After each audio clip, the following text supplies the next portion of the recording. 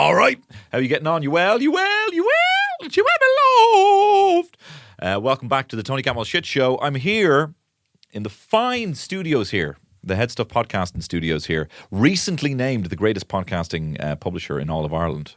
Take that, Acast, and Go Loud, and Global, and whatever, the rest. And as you can probably tell if you're watching the video, things look better. Not me personally, because I forgot I was doing a video today. That's what's great about these guys. They're like, no, you're doing a video. Love it. Accountability. Daddy. Get a nice podcasting producer being like, no, you're doing a fucking video. You're doing that right now. I came in late and they were like, what time do you call this? Oh my God. Love it. I also came in here with a creased shirt. I have a crease on my shirt. Hey, is that a Mexican Captain America shirt you have there? Because there's a crease on it. Huh? Hey, is that a TGI Fridays? TFI Fridays? Chris Evans. It doesn't matter. I know I smashed it in the first joke.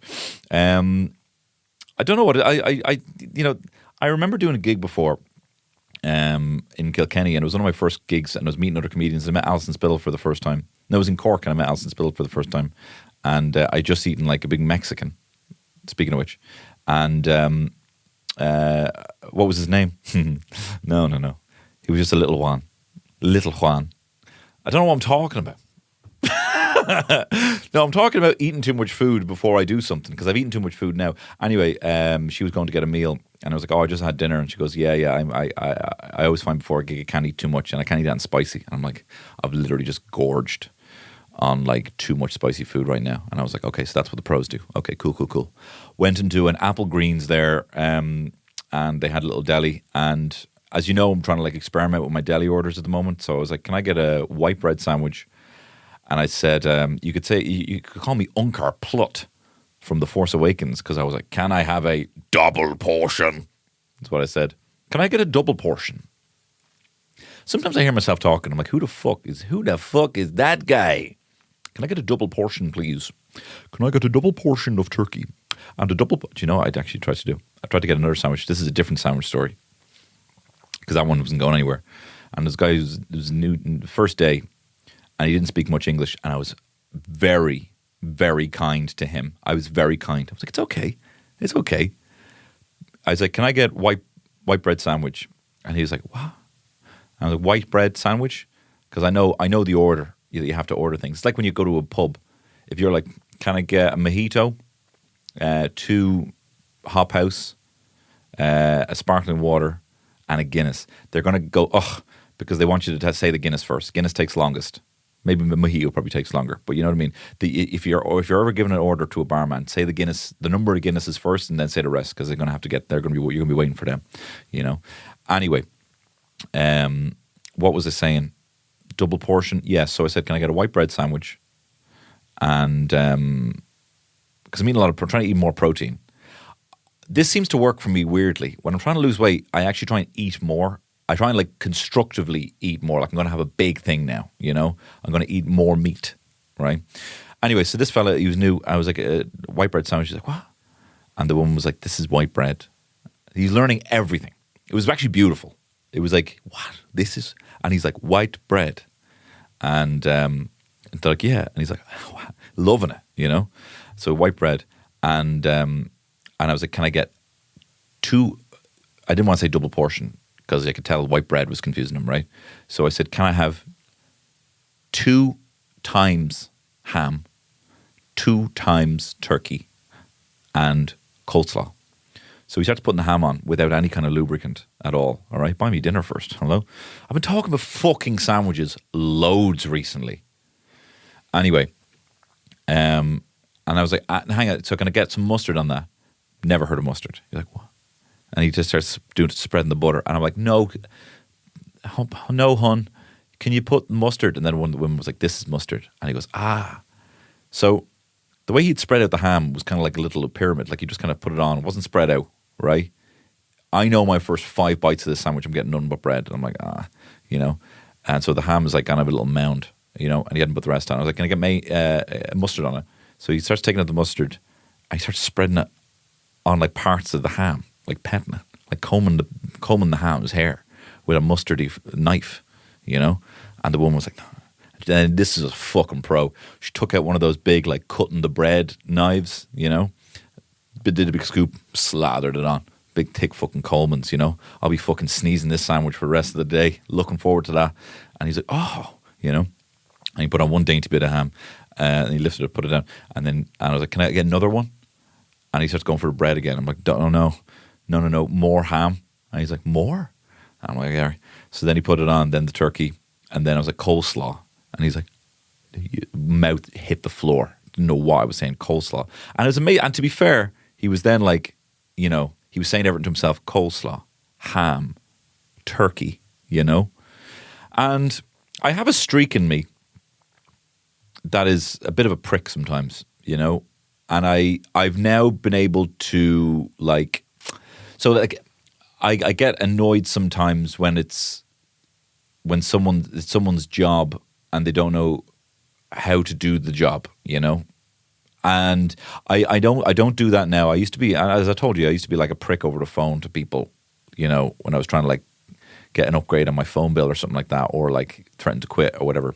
And I was in the past, I'm very kind now, and I just kind of try and just get what I want with logic rather than just being annoying and irritable, you know. Like when I was trying to get an insurance claim once, I got annoyed and then I started crying, like pretending to cry, and then eventually just got what I wanted, you know. I don't really do that kind of mad shit anymore because they record all the calls, so I'm actually a lot nicer. And I kind of, so, but I still kind of have a streak where I can kind of be like, he should know how to eat. He should know how to butter bread, you know? He should know which side his bread is buttered on, not ham, all right? But I was like, immediately, I was like, just be nice to him. Do you know what I mean? And I was like, oh yeah, fucking hell, like this guy's never heard of ham. And I'm asking him to make a complicated ham sandwich. I mean, you know. Anyway, but now I've kind of like been able to like redirect that energy of ineptitude to like people who kind of deserve it, like estate agents, you know, people who get paid like a good chunk, a good wage, and people whose kind of like agency you kind of hand over to, you know, you give over some of your agency to them for their expertise, like a doctor or someone, not like a bank teller or whatever, but like someone kind of higher up. Do you know what I mean? I get wound up in people who I know who are making a lot of money aren't very good at doing their job, you know. So I've been able to like I'm a bit, you know, I'm a bit reverse classist, you know what I mean, with it. I mean, I suppose you can be classist if someone's making money. Anyway, so yeah, I had a sandwich. I ate a sandwich today, and it was a big sandwich. But what's going on with me? I was just away in London there a few weeks ago. I've been talking about it quite a bit. If you came to see me live, I was talking about it there. Thank you everyone, by the way, who came to the Workman's gig for the toy show kind of special, like Christmas special. It was a lot of fun. I probably had too many slides. I was trying to like, you know, they say fail to prepare to fail, but I was so preoccupied in the slides that like I had like a kind of a list of naughty or nice people. I was like, here's, you know, 10 people from the year. Are they naughty or nice? And I had the list of 10 people, but I then didn't think about anything I might want to say about those people. So I just, you know, it was like Katie McCabe, nice. Benjamin Netanyahu, naughty. And then there wasn't really much more substance to it than that. But, you know, you live and learn. But thank you very much if you came to that gig. And I'll do my plugs for Vicar Street, April 5th, 2024, at the end of this podcast. But what was I saying? I was saying, yeah, I was in London. And let me tell you, oh my God, I really miss traveling like alone, you know? I used to, back in the good old days, back when you had a fucking hero's welcome at Christmas. I miss missing me parents at Christmas. I miss missing me parents, you know? Coming home, getting that, you know, 9 o'clock or 10 o'clock Ryanair flight, last one out of London, you know, touching down Dublin Airport, either getting a taxi or trying to pull off, you know, the heist of the Bellagio by getting your ma picking you up at the departures, you know, which I've talked about before. I can't believe the amount of stress and the years of my life, especially my mom's life. She doesn't deal with stress very well, right? The years of our life trying to coordinate and my phone like readapting because I'm now got a UK phone and it's trying to get on roaming, and she's texting me on WhatsApp, and then she's calling me on WhatsApp, and I don't get notifications on WhatsApp, and I don't get notifications on the call, and all this shit, you know, trying to organize the perfect pickup point at departures. I'm lugging my bags, I'm running. Oh, sorry, ma'am, I forgot to tell you I checked in a bag. She's like, what? Doing fucking loops around that fucking sculpture out by the airport at a roundabout. You know, just so she can pick me up at departures. Then her touching down, and she's like, I've been here for 5 minutes. You know, I'm going to get clamped. I'm going to get fucking clamped with me in the car. You know, and then eventually getting in the car and I'm pulling off. And then I told you this, so I went to go pick up my in-laws recently from the airport. And then, and to meet them at the gate, £3. £3. You can't even buy a pack of Cadbury's Twirl Bites for that kind of money, you know?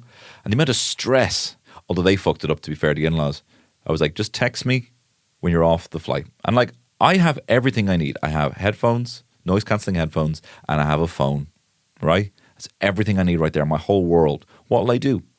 Will I watch a film? Will I watch camping vlogs? You know? Will I play Marvel Snap? Will I remotely log into my PlayStation 5 and have a few games while I'm standing there?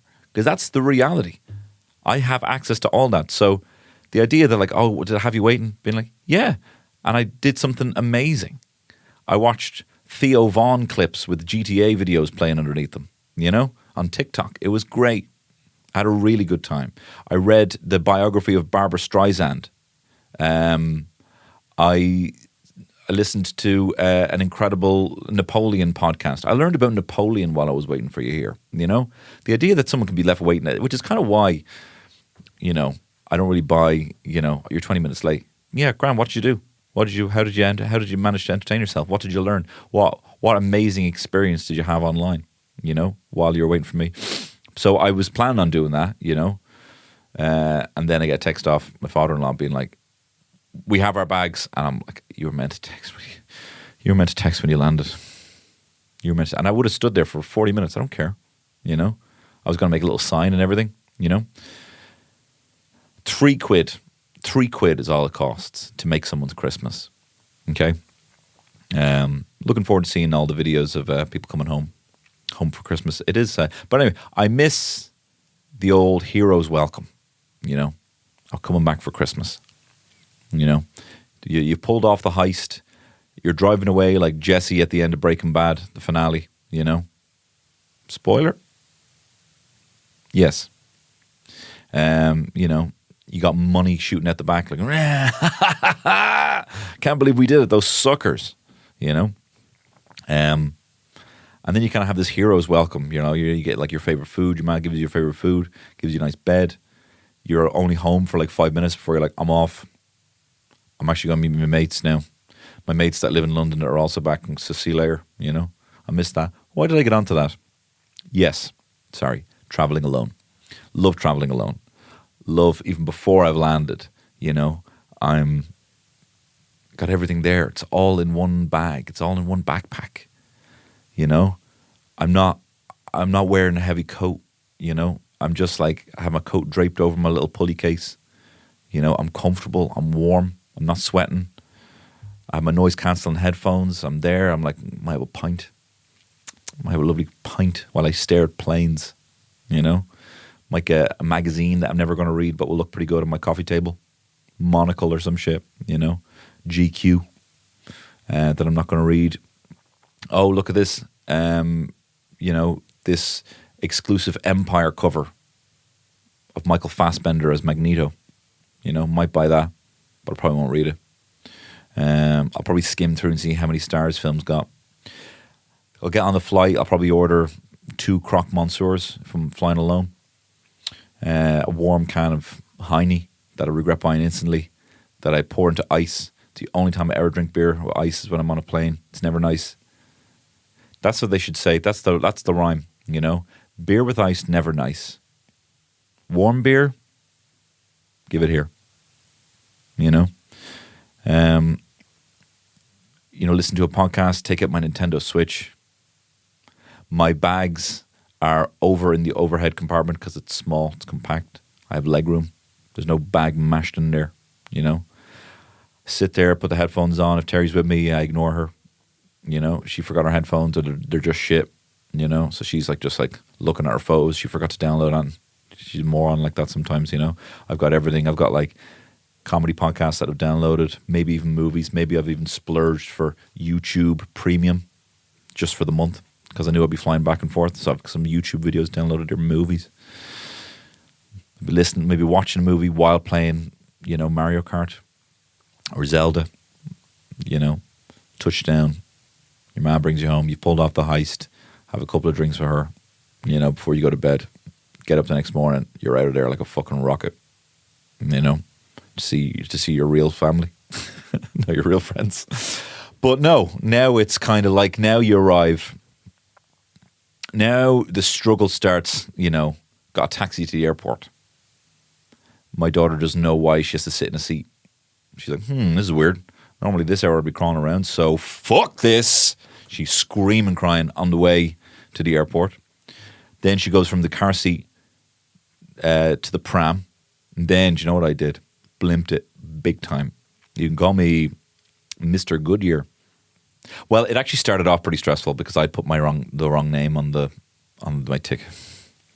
I put a Big Dick Cantwell, and they were not. Didn't find it. No, I put Tony. My name's Anthony on all official documents, and I put Tony.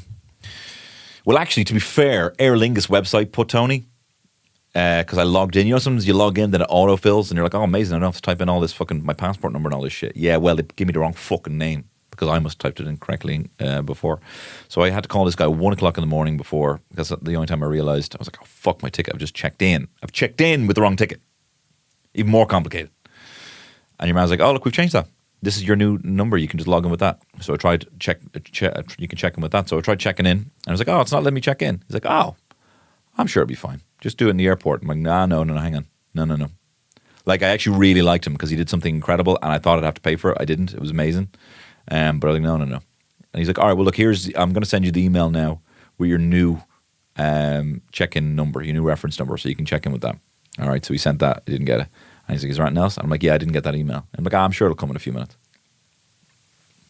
Do you think, to quote Shane Daniel Byrne, do you think I came down in the last shower, do you? Do you think this is my first rodeo? Do you think it's my first rodeo, bro? Because I really liked him when he said he was going to fix everything. But then he's like, I'm sure it'll be fine. Look, I don't want to be on this phone. What do you think? I think I'm lonely? Do you think I thought this was the phone number for the Samaritans, right? And I'm here for the chat.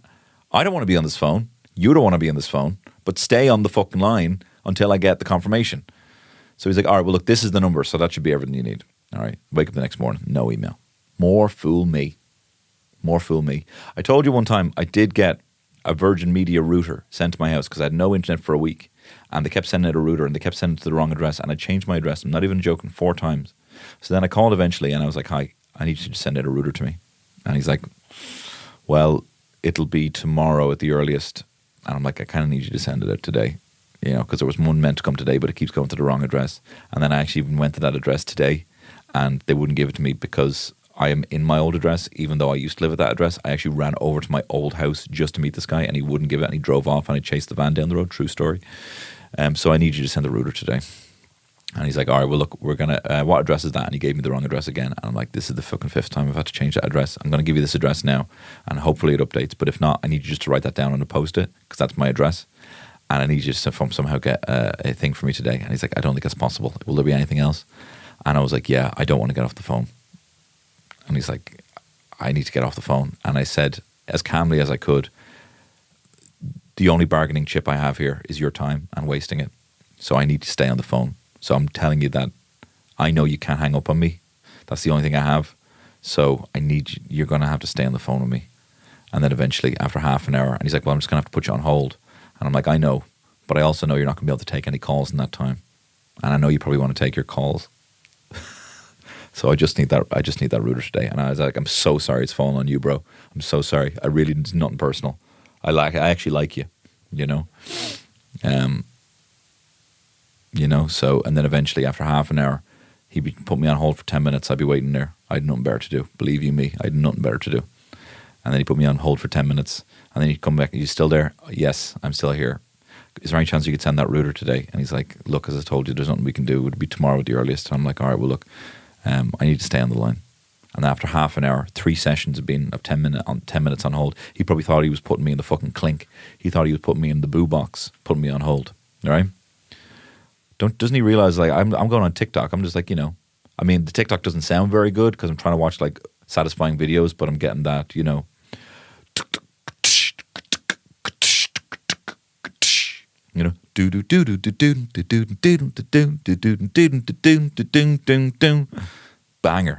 banger hold music. So and then eventually after 3 sessions he was like, okay, actually, funnily enough, there is someone who's available who can drop the router off today. And I'm like, oh good, that's good. So I should have been that vigilant with this guy on the phone. Anyway, I rock up at Dublin Airport, go up to the desk, and they're very sound about it. I saw this woman, she was amazing. She was like fucking Edward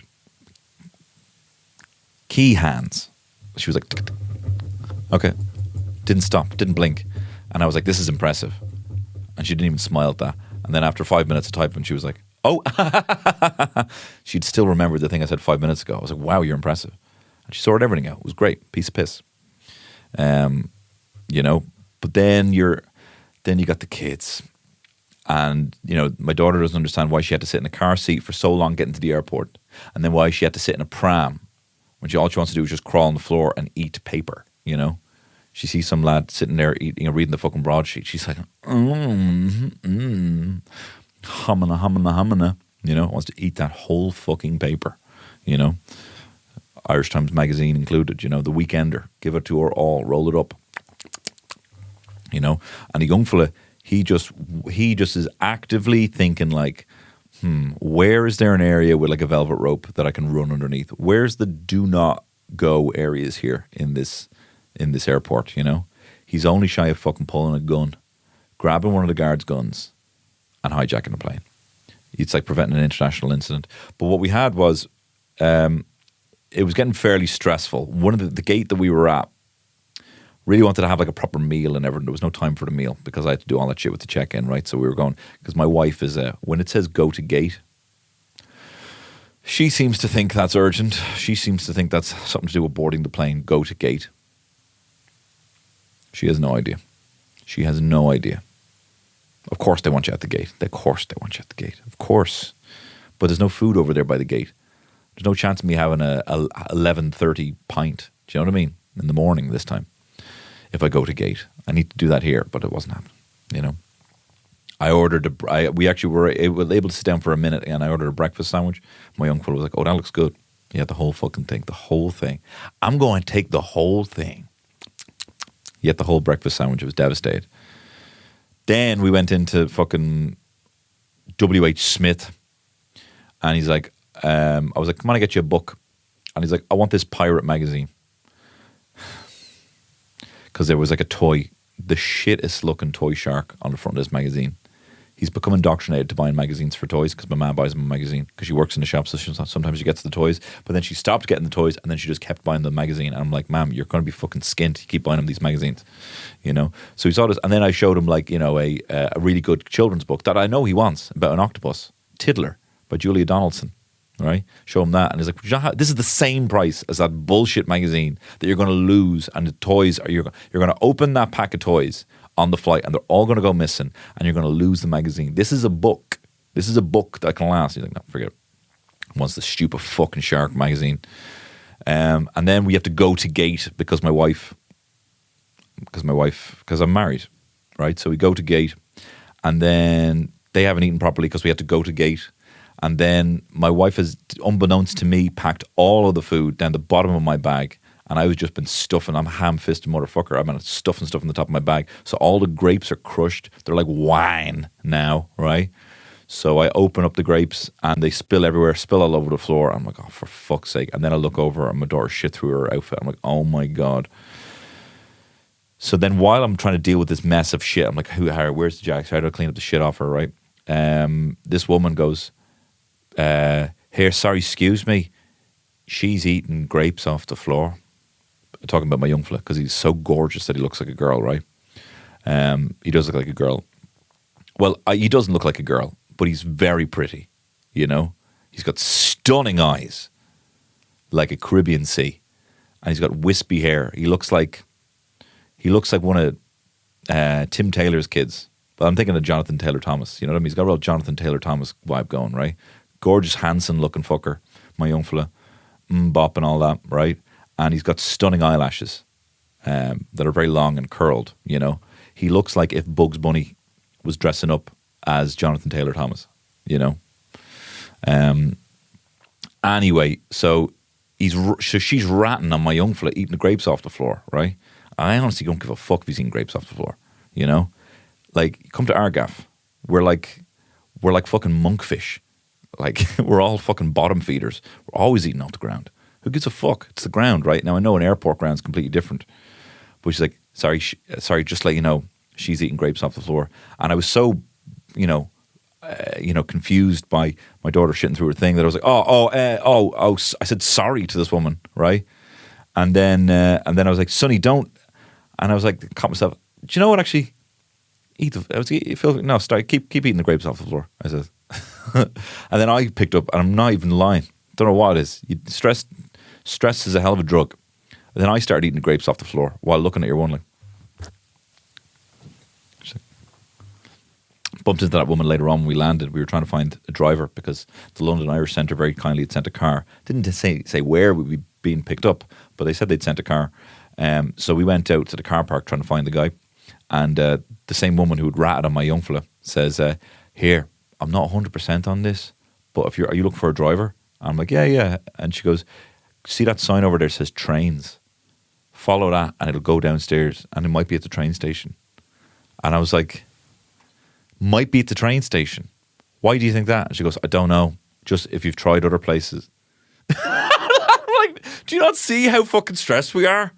Me and my wife and my fucking soiled children and my sea urchin or street urchin of a child who eats shit off the floor. You think corralling this fucking mess, with the greatest respect to my family, down to the train station to find a car is a good idea? Don't quote me. Just don't quote me on it. But if you've tried other places, it might be down there. You know, people talk about male privilege, and it's real. But this was a woman who did this. You know, it was quite shocking to see a woman be so kind of blokey like that. Here, I don't actually fucking know Anne, but why don't you try that thing out? Because I've no doctor right now. You know. My phone battery's gone dead. She's eating grapes off the floor, that boy, and there's a driver at the train station. Shut up. Shut up. So it was quite stressful. And I tell you, it was even more stressful on the way back, right? We got a car picked up from North London in rush hour all the way down to Gatwick in South London, right? An hour and 45 minutes in the car. That's insane. And it was very sweet at the London Irish Centre. Probably cost them a fortune to organise that car. But I think even with like swapping over different tubes, it just makes more sense. An hour. Should be only an hour to be getting to an airport, do you know what I mean? And also they get to like stand up on the train, run around. Had these two kids locked in. So we're pulling up to Gatwick after an hour and 45 minutes. And my daughter just gets sick all over herself. And over my wife. And my young fella's just wound up. He's kind of half asleep, half awake. Neither of them have had their naps. They're essential naps in the morning, right? So they're fairly fucking wound up. It took longer because of the rush hour. So now we've got 40 minutes to board the flight. And we're in Gatwick, right, at the busiest time. And I have to change my ticket details again, right? So I go up and this woman who I went up, there was 2 lines at Aer Lingus, right? And it was in Gatwick. And one had a big long queue and one had no queue. And I was like, that's weird. And I was like, I don't want to be kind of like chancing my arm here. Because, you know, sometimes you're like, obviously it's too good to be true, the no queue. And then you go up and they're like, this tails up, you know, that tails up. But I went up and this woman looked at me and she goes, yes. And I was like, okay, well, you're talking to me at least. And I was like, hi. Thinking in my head, if that stressed you out, then you're going to love me. Then you're going to love me. Right? Then you're going to love me. Batman. Didn't need to tell you what that was about. Anyway, look, so then I go up and I'm like, yeah, hi, great news. I'm not checked in. I need to change my ticket details. You have to do that manually. And then you have to check in all 4 of these bags. And we have 40 minutes to board the flight. So the floor is yours, right? And this woman, and I swear to God, this is what happened. And this is no exaggeration whatsoever. She turned to her colleague and she goes, "Hey, do you have a rope?" All right. And everyone's like, "What? Why a rope?" And she says, and I can hear her. She goes, "To fucking hang myself." To fucking hang myself.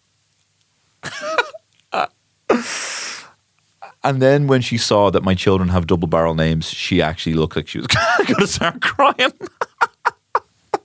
They have my name and they have Terry's name. And she saw they had double barrel names. She had to type in those names. And this woman was typing with one finger the whole time. Not a fucking hint of Mavis Beacon off this woman, right? She had not followed the Mavis Beacon at all, right? And she also didn't have she had a handwritten notebook full of notes. You know, might be her first day, whatever. But she was really fucking stressed. And I was thinking to myself, right, these kids haven't had a nap. One of them had shit the last time we were boarding all over, or all in her poopy nappy and down her legs. And now she's after getting sick on herself, and he is literally just trying to board a plane via a conveyor belt, right? And my wife is trying to keep it cool, but is clearly wound up because she has to hold on to the kids while I do my bullshit, right? And we have a flight to board in 40 minutes. And you are 10 times more stressed than I am, somehow, you know? And it was a great leveler, you know? It was actually a great leveler. I was at first this is kind of rude, you know? But I did kind of have a bit of a dig at her because she was just typing with one hand. And at one moment, her colleague came over to help. And every time her colleague said, "Why don't you try something?" She was like, I did that. It's not working. And I just said, "Hi, sorry. We have to board a flight in now 30 minutes because it's gone on a long time. I'm sorry, I don't know your name. Can she just do it for you? Can she just sit?" And I literally said, "Can she sit where you're sitting and just do it?" And just and then she did it really quick, you know? Very skilled at the Mavis Beacon. And then the rest was fine. You know? Didn't get to go to Pret. Didn't get to go to Weatherspoons, you know? The joy of flying alone. Just having that time to yourself while I do. You know? I remember I used to play this JFK assassination game. The thing was to try and recreate the assassination as close to Lee Harvey Oswald's shot, if you believe that shit, as possible. And I used to just play that for, it was the only game on my Mac. And I would just be lining JFK in the sides, blowing his head off. Sitting there with fucking a Jameson and 2 warm Heineken, cramped in the middle between 2 people, flying home on Christmas. That were the good old days of flying home. But anyway, look, I have to get out of here because I arrived late. But at least this is a consistent and beautiful looking video podcast. If you are a patron or would like to become a patron, you can now do so over on Headstuff Plus, headstuffpodcast.com. You can support this podcast for the price of a pint a month. We're not on Patreon anymore. And if you are a Patreon subscriber, don't worry, you're going to get an email today or yesterday telling you how you can move everything over. That is very seamless and very easy to follow. But look, thank you very much for your very kind support. If you would like to see me live, I'll be performing in Vicar Street on the 5th of April, 2024. I'll also be performing in London and Cork and Galway and Limerick and hopefully Belfast and a few other places. If you'd like for me to play somewhere, do let me know. All I need is just, hey, if you got a fucking pub and 60 people want to see me, let me know. I'd love to come. Anyway, thanks very much for listening. All the best. I love you. Merry Christmas. Goodbye.